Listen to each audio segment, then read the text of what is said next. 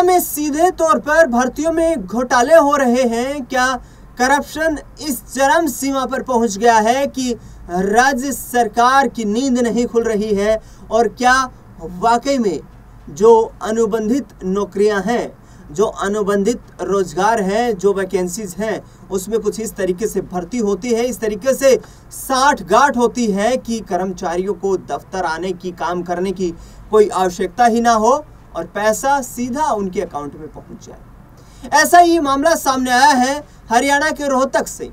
हरियाणा के रोहतक के पीजीआईएमएस में एक डॉक्टर की पत्नी जो 3 पोस्ट पर काम कर रही, कथित तौर पर यह मामला सामने आया है पीजीआईएमएस से, और इसका पर्दाफाश हुआ है कि वह डॉक्टर जो कि पीजीआईएमएस में तैनात है, उसकी पत्नी उसी पीजीआईएमएस की 3 पोस्ट पर कार्यरत है, लेकिन साहिबा कहीं पर भी दिखाई नहीं देती है, काम करने ऑफिस से नहीं आती हैं। बायोमेट्रिक अटेंडेंस की आवश्यकता नहीं है क्योंकि मैनुअल अटेंडेंस लगती है और उसी आधार पर उनकी जो तनख्वाह है वो उनके खातों में पहुंच जाती है। दरअसल इस पूरे भ्रष्टाचार के स्कैंडल का खुलासा करूंगा मैं आज, इस पूरे भ्रष्टाचार का पर्दाफाश करूंगा मैं आज कि आखिरकार हरियाणा में अनुबंधित रोजगार के नाम पर कितना बड़ा फ्रॉड और भ्रष्टाचार हो रहा है और राज्य सरकार चैन की नींद सोई हुई है। राज्य सरकार का इस भ्रष्टाचार पर किसी तरीके का कोई अंकुश, कोई लगाम नजर नहीं आती है। दरअसल बता दें आपको कि हरियाणा में पीजीआईएमएस में ठेका कंपनी और अफसरों की साठगांठ से नौकरियों के नाम पर घोटाला हुआ है और इसमें डॉक्टरों की पत्नियों, रिश्तेदारों और रसूखदार लोगों को बिना काम किए नौकरी दी गई है। उनका पैसा भी सालों से उनके खातों में भेजा जा रहा है। हद तो तब हो गई जब सरकार की बायोमेट्रिक हाजिरी को भी मजाक बना दिया गया। मशीन से प्रिंट निकालकर हाजिरी हाथ से भरी गई। इसमें कई ऐसे डॉक्टर शामिल हैं जिनकी पत्नी तो एक है, लेकिन वह माली, रेडियोलॉजिस्ट और रिसेप्शनिस्ट जैसी 3 नौकरियों पर काम कर रही है, लेकिन कभी वह ड्यूटी पर नहीं आई। बिना अस्पताल में आए ही उन्हें 15,000 से 30,000 की सैलरी मिल रही है। ऐसे 50 से अधिक कर्मचारी हैं जो सालों से वेतन हजम कर रहे हैं, लेकिन पूछने वाला कोई नहीं है। पीजीआई में वर्ष 2017 से ठेका आधारित भर्ती की जा रही है, लेकिन इस सिस्टम और अफसरों की ठेकेदारों के साथ खुली लूट का माहौल बना दिया है और ये सिस्टम भ्रष्टाचार की मशीन बन चुका है। दरअसल बता दें आपको कि पीजीआई में 2017 से कर्मचारी रखने का टेंडर है। पीजीआईएमएस में बेरर, माली, radiologist, miscellaneous, data entry operator, data operation समेत अन्य पदों पर 1292 कर्मचारी रखे हुए हैं। इनमें से 50 से अधिक पदों पर डॉक्टरों ने अपने कर्मचारियों और खुद की पत्नियों और उनके परिवार के अन्य सदस्यों को नौकरी पर रखा गया है, यह आरोप उन पर लगा है। अब इसका खुलासा होने पर जांच शुरू हो गई है। जांच अधिकारी चिकित्सा अधीक्षक डॉक्टर कुंदल मित्तल ने बताया कि जांच करने का निर्देश उन्हें सरकार से मिला है। दरअसल बता दें आपको कि मामला ये जानकारी में सामने आया कि कंपनी ने जो यहाँ पर यूनिवर्सिटी की तरफ से टेंडर जारी किया था, इसलिए वही इसकी जांच कर रहे हैं।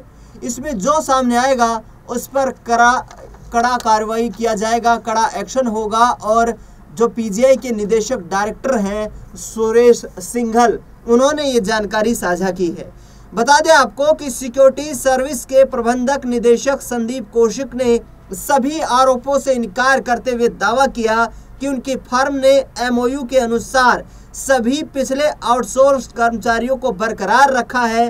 उन्होंने कहा कि उपस्थिति केवल अधिकृत कर्मियों द्वारा सत्यापित की जाती है। उन्होंने दावा किया है कि शिकायतकर्ताओं को उनके खिलाफ गंभीर शिकायतों के कारण हटा दिया गया, इसलिए उन्होंने झूठी शिकायत दर्ज की है जो व्यक्तिगत प्रतिशोध से प्रेरित है। ये सिक्योरिटी सर्विस के प्रबंध निदेशक संदीप कौशिक का बयान है। प्रधानमंत्री नरेंद्र मोदी के शिकायत पोर्टल पर यह शिकायत दर्ज की गई है। बता दें आपको कि रोहतक पीजीआईएमएस के कुछ कर्मचारियों ने इस घोटाले की शिकायत प्रधानमंत्री शिकायत पोर्टल के अलावा यूनिवर्सिटी प्रशासन को दी, जिसमें DMS डॉक्टर महेश की पत्नी कविता, फाइनेंस कंट्रोलर राजेंद्र की पत्नी सुनीता को प्रमुखता से शामिल किया गया है। इसमें महिलाओं को कई पदों पर काम करने की बात को यहाँ दर्शाया गया है। तो आप समझ सकते हैं कि किस लेवल पर यह घोटाला हो रहा है। वर्ष 2014 में हरियाणा में भारतीय जनता पार्टी की सरकार बनी। उस वक्त भारतीय जनता पार्टी ने हरियाणा के मुख्यमंत्री के तौर पर मनोहर लाल खट्टर को जिम्मेदारी दी। उन्होंने कहा कि हरियाणा में बिना पर्ची बिना खर्ची के नौकरी मिलेगी। हरियाणा में भ्रष्टाचार के खिलाफ जीरो टॉलरेंस की जो एक नीति भी अपनाई गई, लेकिन उस नीति का यहाँ पर पर्दाफाश होता हुआ नजर आ रहा है। दरअसल बता दें आपको कि मनोहर लाल खट्टर 10 साल तक हरियाणा के मुख्यमंत्री रहे और उसके बाद नायब सिंह सैनी की सरकार भी बन चुकी है। लगभग ये सरकार अपना 7 महीने का कार्यकाल पूरा कर चुकी है, लेकिन अभी तक सरकार के कान पर जू नहीं रेंग रही थी। प्रधानमंत्री शिकायत पोर्टल पर जो जानकारी दी गई, जो शिकायत दर्ज करवाई गई, उसके बाद ये एक्शन देखने को मिला। तो ऐसे में राज्य सरकार के खजाने को करोड़ों रुपए की चपत लग चुकी है। बता दें आपको कि ये एक ऐसा अकेला डिपार्टमेंट नहीं है, कई ऐसे विभागों की जानकारियां सामने आती रहती हैं जिनमें लगातार नौकरियों के नाम पर अनियमितताएं और भ्रष्टाचार का पर्दाफाश होता है। लेकिन देखना दिलचस्प ये रहेगा कि आने वाले वक्त में किस तरीके से राज्य सरकार इस पूरे मामले पर गंभीरता दिखाते हुए नजर आएगी, क्योंकि हरियाणा में भ्रष्टाचार के मामले को लेकर राज्य के पूर्व मुख्यमंत्री और कांग्रेस पार्टी के दिग्गज नेता भूपेंद्र सिंह हुड्डा भी लगातार ये बात कहते रहे हैं कि राज्य में बड़े पैमाने पर भ्रष्टाचार हो रहा है। राज्य में पब्लिक सर्विस कमीशन के दफ्तर में करोड़ों रुपए पकड़े जाते हैं। कई ऐसी भर्तियां हैं जिनमें 50-50 लाख रुपए की घूस देकर भर्ती होते हैं कैंडिडेट्स। कई ऐसे लोग हैं जिनकी राजनीतिक मजबूत पकड़ है, राजनीतिक मजबूत पहुंच है और जो उसी आधार पर अपने करीबियों रिश्तेदारों को भर्तियों में शामिल करवाते हैं। हालांकि भूपेंद्र सिंह हुड्डा के इन तमाम आरोपों को राज्य सरकार भारतीय जनता पार्टी के द्वारा खारिज किया जाता रहा है, लेकिन अब ये जो पर्दाफाश हुआ है इस पर किस तरीके से गंभीर एक्शन लिया जाएगा, ये देखने वाली बात रहेगी।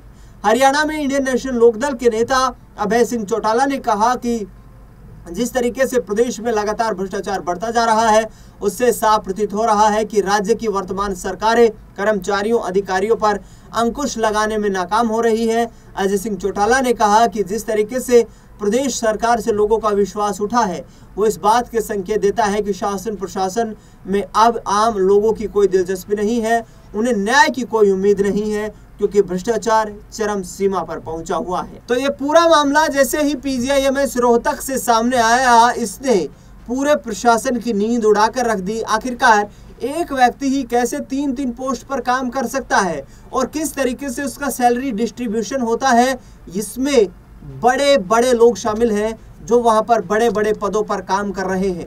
लगातार मांग ये उठ रही है कि किसी भी तरीके से इन भर्तियों के हो रहे भ्रष्टाचार और इन आउटसोर्सिंग पॉलिसीज में हो रही अनियमितताओं के खिलाफ सरकार यहाँ पर गंभीर होती हुई दिखाई दे। सरकार तमाम जो आरोपी हैं उनके खिलाफ कड़ा एक्शन ले। सरकार इस पूरे मुद्दे को गंभीरता के साथ लेते हुए उन लोगों को जेल की सलाखों के पीछे पहुंचाए जिन्होंने न सिर्फ सरकार के नियमों का उल्लंघन किया है, बल्कि उन्होंने राज्य सरकार के खजाने को भी करोड़ों रुपए की चपत लगाने का काम किया है। बड़ी मांग लोगों के द्वारा ये उठाई जा रही है कि जो भी वेतन अब तक इन लोगों को सरकार के द्वारा दिया गया है, वो वेतन ब्याज समेत वसूल करके इन्हें जेल की सलाखों के पीछे धकेला जाए, इन्हें जेल की सलाखों के पीछे डाला जाए, जिससे कि आने वाले वक्त में कोई भी कर्मचारी या अधिकारी इस तरीके का भ्रष्टाचार फैलाने के लिए 100 बार सोचने पर मजबूर हो जाए।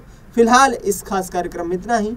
देश दुनिया में तमाम बड़ी खबरों के लिए देखते रहिए SPN9 न्यूज़।